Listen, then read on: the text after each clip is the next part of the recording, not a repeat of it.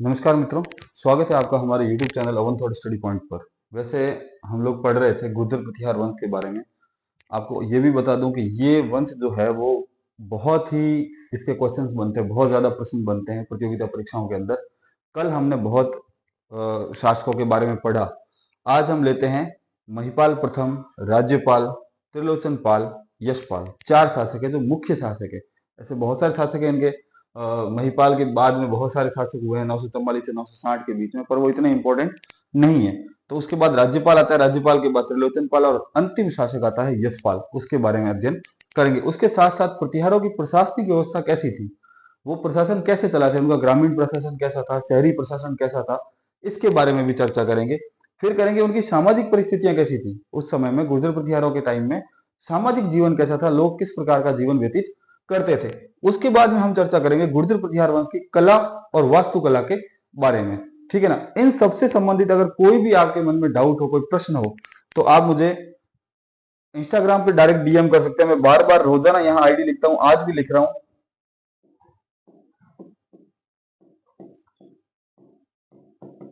Oven thoughts underscore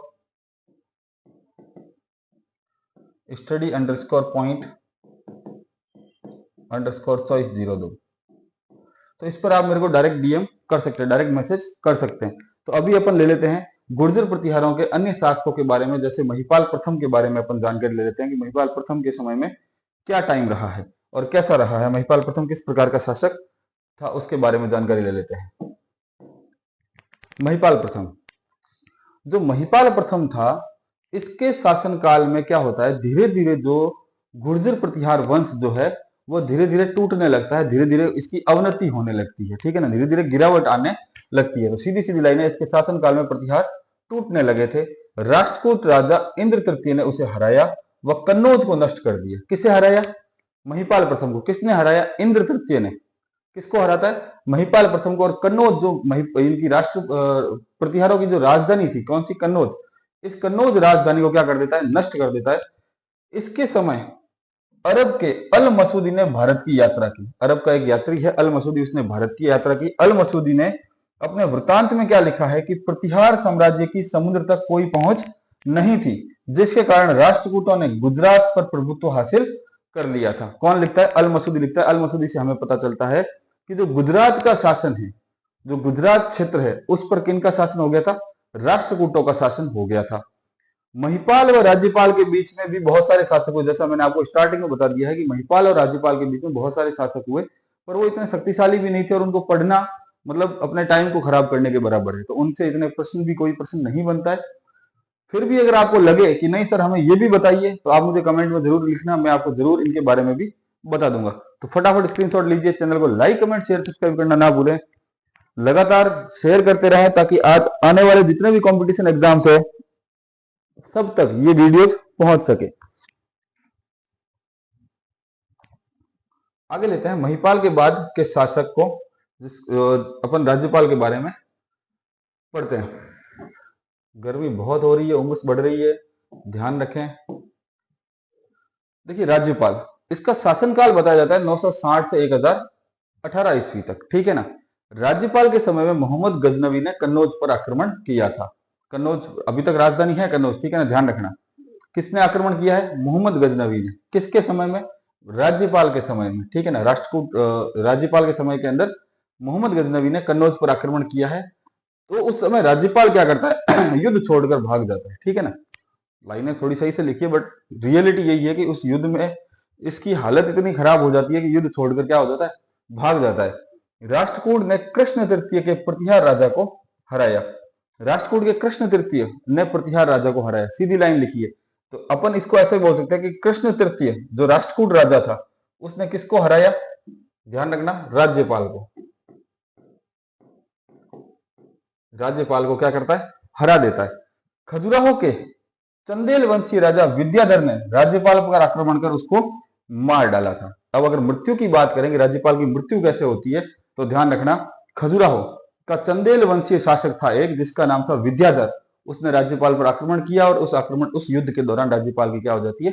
मृत्यु हो जाती है। फटाफट स्क्रीनशॉट लीजिए, राज्यपाल के बारे में ये जानकारी है थोड़ी फटाफट। मिहिर भोज के बाद में आप देख रहे हो लगातार जो गुर्जर प्रतिहार वंश है वो लगातार अवनति कर रहा है, लगातार गिर रहा है, लगातार टूट रहा है। राज्यपाल के बाद में एक शासक हुआ, उसके बारे में चर्चा करते हैं। त्रिलोचन पाल हुआ था, त्रिलोचन पाल के बारे में चर्चा करते हैं। एक सेकंड, त्रिलोचन पाल। अब देखो राज्यपाल तक राजधानी कौन सी है, कन्नौज है। अब कौन है, देखो अल बरूनी के वर्णन से पता चलता है कि इस समय कन्नौज प्रतिहारों की राजधानी नहीं थी। इंपॉर्टेंट पॉइंट है कि किस शासक के बाद में प्रतिहारों की राजधानी बदल गई है, तो ध्यान रखना त्रिलोचन पाल के बाद में प्रतिहारों की राजधानी बदल गई है, इनकी राजधानी बारी में थी। ठीक है ना। इसके समय मोहम्मद गजनवी ने फिर से भारत पर आक्रमण किया है, ध्यान रखना, इतनी बात ध्यान रखनी है अपने को कि मोहम्मद गौरी ने इस टाइम में वापिस से आक्रमण किया है। फटाफट स्क्रीनशॉट लीजिए, आगे चलते हैं। त्रिलोचन पाल के बाद में ध्यान रखना अंतिम शासक आता है यशपाल। ठीक है ना, अंतिम शासक को पढ़ लेते हैं अपन, यशपाल को। ये अंतिम शासक है, कौन है, यशपाल। किस वंश का, ध्यान रखना, बार बार बता रहा हूं, गुर्जर प्रतिहार वंश का शासक कौन है, लास्ट शासक यशपाल। यशपाल प्रतिहार वंश का अंतिम शासक है। 1093 के आसपास चंद्रदेव गढ़वाल ने प्रतिहारों से कन्नौज छीनकर इनके अस्तित्व को ही समाप्त कर दिया, यानी कि इनके वंश को ही खत्म कर दिया। कब, ध्यान रखना, 1093 के अंदर चंद्रदेव गढ़वाल ने प्रतिहारों से कन्नौज छीन लिया। और प्रतिहारों से कन्नौज छीनने के बाद में, ठीक है ना, प्रतिहारों से कन्नौज छीनने के बाद में इनके अस्तित्व को समाप्त कर दिया। राष्ट्रकूट के खिलाफ जीत का जश्न मनाने के लिए युवराज के दरबार में राजशेखर के नाटक विद्वशाल भंजिका का मंचन किया गया था। उत्तर भारत को राजनीतिक इतिहास में प्रतिहार शासक महेंद्रपाल प्रथम को ही हिंदू भारत का अंतिम महान हिंदू सम्राट स्वीकार किया जाता है। फटाफट स्क्रीनशॉट लीजिए, चलते हैं आगे की तरफ।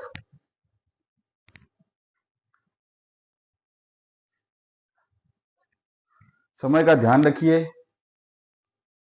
एग्जाम्स नजदीक आ रहे हैं, तो नजदीक एग्जाम्स आ रहे हैं तो आप लोगों को फटाफट तैयारी करनी चाहिए और तैयारियों में जुट जाना चाहिए। ठीक है ना।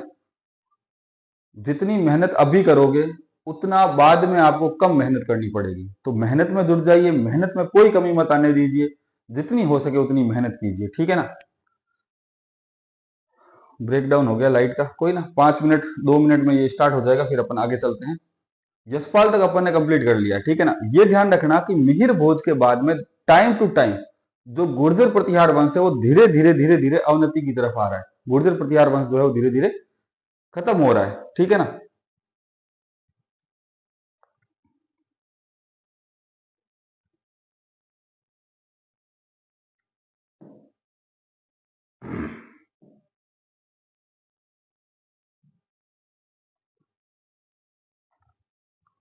आगे चलते हैं अपन। प्रतिहारों के बारे में देखो कुछ जानकारियां हैं। प्रतिहारों की शासन व्यवस्था कैसी थी इसके बारे में जानकारी ले लेते हैं, प्रतिहारों ने शासन कैसे किया। तो उससे पहले अपन देख लेते हैं गुर्जर प्रतिहार वंश के अधिकारी, यानी कि गुर्जर प्रतिहार वंश के अंदर प्रमुख अधिकारी कौन कौन हुआ करते थे। राजा सर्वेसर्वा है, ध्यान रखना, राजा केंद्रीय शक्ति है, राजा सर्वेसर्वा। राजा के बाद की बात करते हैं। सबसे पहले लेते हैं कोटापाल। कोटा का अर्थ होता है किला, पाल का मतलब रक्षक। ठीक है ना। किले का रक्षक यानी किले का सर्वोच्च अधिकारी क्या कहलाएगा, कोटापाल कहलाएगा, किले का सर्वोच्च अधिकारी। दूत का मतलब क्या है, दूत का मतलब संदेश ले जाने वाला या लाने वाला, या किसी सामान को ले जाने वाला या लाने वाला। तो राजा के आदेश व अनुदान को एक स्थान से दूसरे स्थान पर भेजने वाला व्यक्ति क्या कहलाता था, दूत का कहलाता था। पहला हो गया कोटापाल, फिर हो गया दूत का, फिर दंडपाशिका। दंडपाशिका का अर्थ हो गया जो दंड विधान रखता हो, यानी पुलिस का सर्वे सर्वा। ठीक है ना। तो पुलिस का सर्वोच्च अधिकारी क्या कहलाता, दंडपाशिका। दंड नायक, ये न्याय विभाग होता था। ठीक है। दंड नायक जैसे अपने न्यायाधीश होता है, वैसे सेना का वगैरह का ये न्यायाधीश होता था, इसको दंड नायक कहा जाता था। सैन्य व न्याय विभाग की देखभाल करने वाला। बालाधिकृत यानी सेना का प्रमुख, सेना प्रमुख को बालाधिकृत कहते थे। विनाहरीना, कानून से संबंधित जो अधिकारी था उसको विनाहरीना कहा जाता था। तो ये कुछ शब्द है, इन शब्दों पे भी ध्यान रखना, ये शब्द डायरेक्ट पूछ लिए जाते हैं। अब आते हैं प्रतिहारों की प्रशासन व्यवस्था कैसी थी उसके बारे में देख लेते हैं कि प्रतिहारों की प्रशासन व्यवस्था कैसी थी। तो गुर्जर प्रतिहार राज्य केंद्रीय राजा राजसत्तात्मक राजतंत्र था, राजा का पद वंशानुगत होता था, यानी सर्वे सर्वा कौन है, राजा है, और पद भी कैसा है, वंशानुगत, पिता, पिता के बाद पुत्र, पुत्र के बाद उसका पुत्र, यो राजा बनेंगे। गुर्जर प्रतिहार इतिहास में राजा राज्य में सर्वोच्च पद पर आसीन होता था, वह उसके पास अपार शक्तियां होती थी। गुर्जर प्रतिहार काल में राजाओं ने परमेश्वर, महाराजा धीराज, परम भट्टारक जैसी उपाधियां धारण की व प्राप्त की। सामंत अपने राजवंशों को सैन्य सहायता देते थे, इनके लिए जहाज भी चलाते थे, प्रशासन के मामलों में उच्च अधिकारियों को सलाह भी देते थे। कौन देते थे? सामंत। सामंतों का कार्य क्या था? जैसे ये राजा है, केंद्र शक्ति तो राजा है, ठीक है ना, केंद्र शक्ति कौन हो गया? राजा। अब राजा से जुड़े रहते थे कौन? सामंत। सामंतों का कार्य क्या था? सैन्य शक्ति प्रदान करना, राजा की सहायता करना, कर लेके कर राजा को पहुंचाना, राजा के जहाजों को संभालना, वह राजा के जो अधिकारी थे, राजा के इनके बाद में कोई अधिकारी भी होते थे, ठीक है ना, इन अधिकारियों को ये सामंत क्या करते थे? सलाह देते थे। क्या देते थे? सलाह। वो सलाह राजा तक पहुंचती थी। ठीक है, फटाफट स्क्रीनशॉट लीजिए, फिर चलते हैं आगे।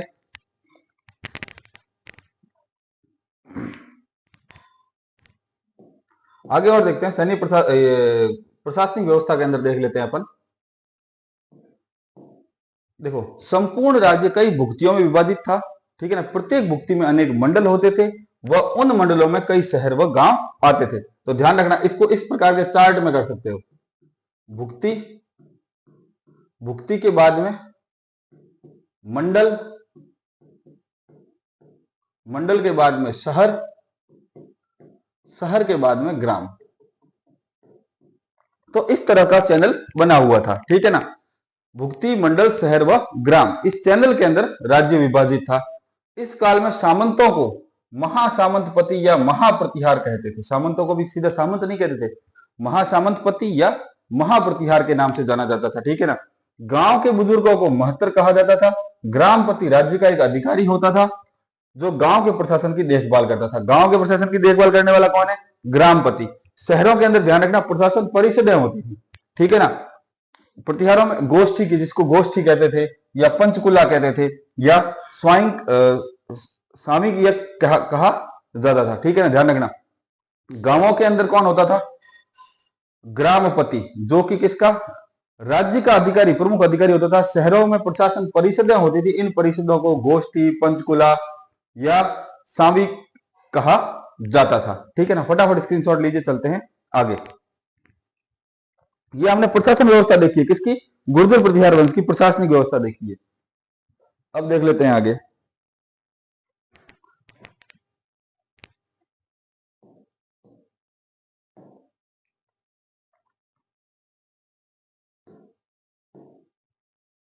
देखो, गुर्जर प्रतिहार सामाजिक परिस्थितियां कैसी थी? जाति व्यवस्था प्रचलन में थी, ध्यान रखना। जो चार जाति है, वैदिक काल की चारों जातियों का उल्लेख शिलालेखों में मिलता है। ब्राह्मणों में चतुर्वेद और भट्ट समूह प्रमुख थे।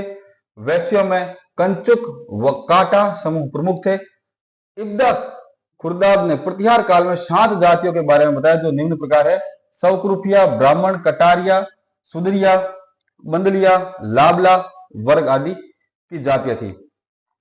सवकुरुफिया, राजा का चयन इसी वर्ग द्वारा किया जाता था। सुरदिया, इस वर्ग के लोगों को शुद्ध माना जाता था। बसूरिया, अन्य वर्गों की सेवा करने वाला।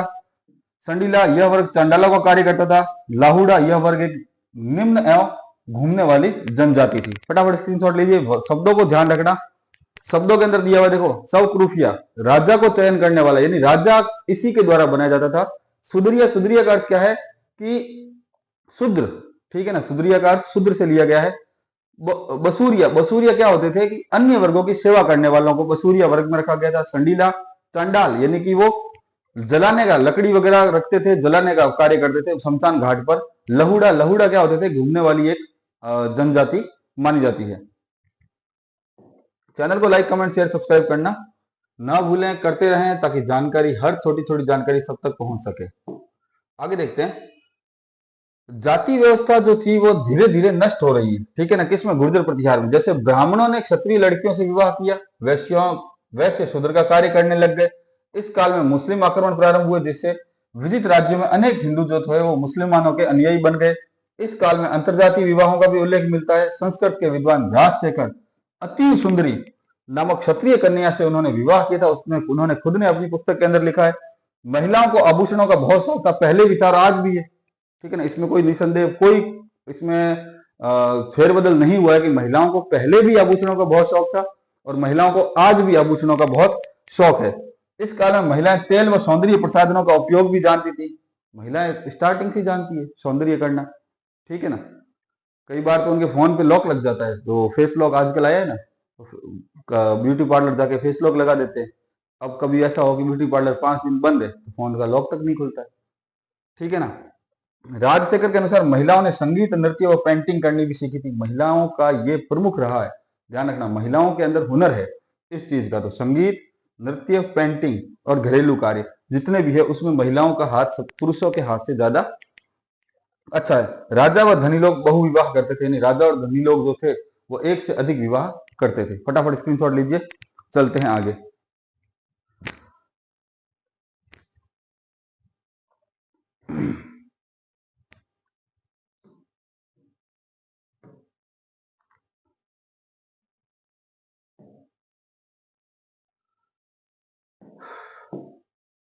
देखो, गुर्जर प्रतिहार वंश में कला व वास्तुकला के ऊपर देख लेते हैं, ठीक है ना। गुर्जर प्रतिहार वंश के शासनकाल के अंतर्गत कला व वास्तुकला को बढ़ावा मिलता है, ठीक है ना। जैसे अपन बात करते हैं आभानेरी ओसियां, जोधपुर के पास में ही है ओसियां। कोटा के मंदिरों की दीवारों पर मंत्र मुग्ध कर देने वाले नक्काशीदार खंबे देखने लायक है, जिनको देखने पर भी उनसे नजर नहीं हटा सकते अपन। इतनी अच्छी नक्काशी उन पर की हुई। वो सारे के सारे मंदिर वगैरह जो है वो गुर्जर प्रतिहार काल में बने हुए। जोधपुर के मंदिरों के बारे में आप देख सकते हो, जोधपुर के अंदर एक ओसियां जगह है, वहां के मंदिरों के बारे में आप देख सकते हो। वो सारे के सारे मंदिर जो है गुर्जर प्रतिहार वंश के टाइम में बने हुए हैं। ग्वालियर संग्रहालय में सुंदर सुंदरी नामक एक महिला की आकृति है। नटराज मुद्रा में भगवान शिव की एक दुर्लभ बलुआ पत्थर की मूर्ति स्थित है। किराड़ू में विष्णु व सोमेश्वर मंदिर प्रतिहार शैली के उदाहरण है।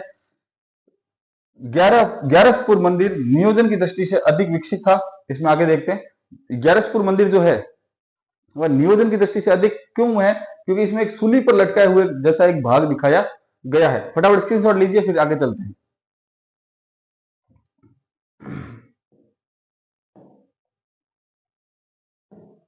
ये ग्यारसपुर मंदिर है, उसकी बात कर रहे हैं। ग्यारसपुर मंदिर में ध्यान रखना, बालकनियों व बरामदों के साथ इसे सूली पर चढ़ाया हुआ रूप दिखाया गया, यानी किसी व्यक्ति को सूली पर चढ़ाया गया वैसा रूप दिखाया गया है। गुर्जर प्रतिहार शैली के अंतर्गत अंबिका माता मंदिर अपने वास्तुकला के लिए काफी प्रसिद्ध था।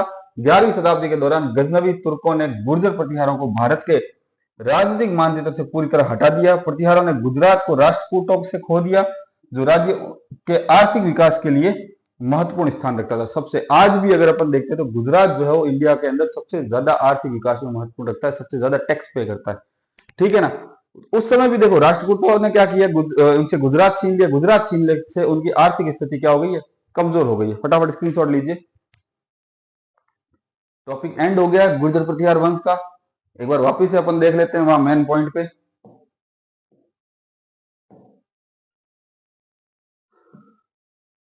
तो आज अपन ने क्या क्या पढ़ा उसके बारे में वापस देख लेते हैं। आज अपन ने पढ़ा गुर्जर प्रतिहार वंश को। गुर्जर प्रतिहार वंश में भी अपन ने क्या क्या पढ़ा, 4 राजाओं के बारे में पढ़ा।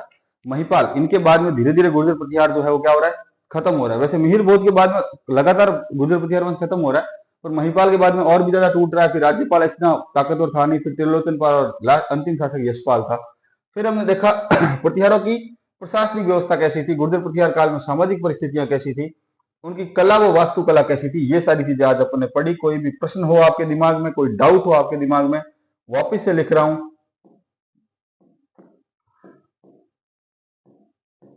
Oven thoughts underscore study underscore point underscore choice 02। यहां पर आप डायरेक्ट डीएम कर सकते हो, मेरे से पूछ सकते हो। चैनल को लाइक करते रहिए, सब्सक्राइब करते रहिए, खुश रहिए, अच्छे रहिए। धन्यवाद।